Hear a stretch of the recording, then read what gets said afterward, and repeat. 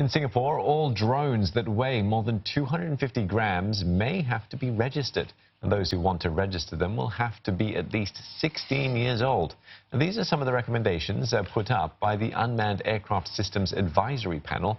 And the drones include those for personal and non-commercial uses. Gwyneth Teo with more. Now, this sort of drone is very popular among consumers because it can be used to take photographs and it's small enough to carry on holidays overseas. But at 270 grams, owners may have to register them in future before they can be flown in Singapore. Regulating drones has become necessary of late, but the advisory panel is making sure adhering to them should not be overly onerous. Hence, it is recommended that registration for a single drone should not cost more than $20 to keep it affordable.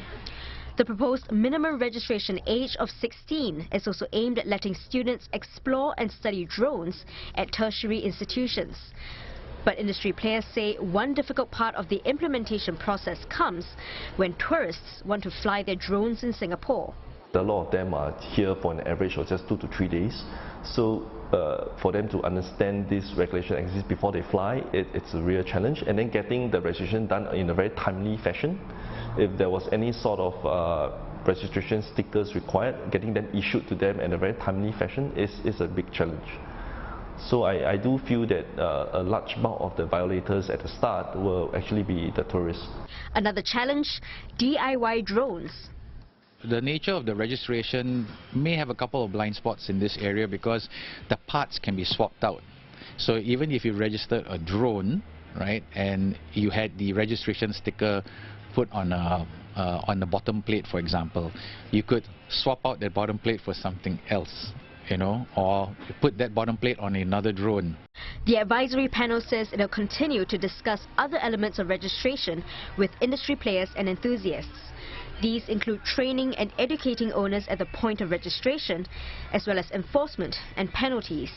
Penalties and all that kind of thing, the registration comes as step 2 to step 1.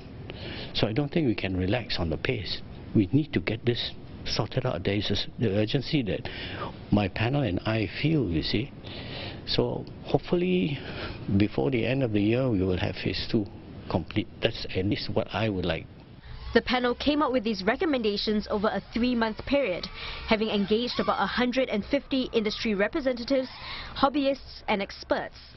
On Facebook, Senior Minister of State for Transport Lam Pin Min says the government will study the recommendations carefully and announce implementation details in due course.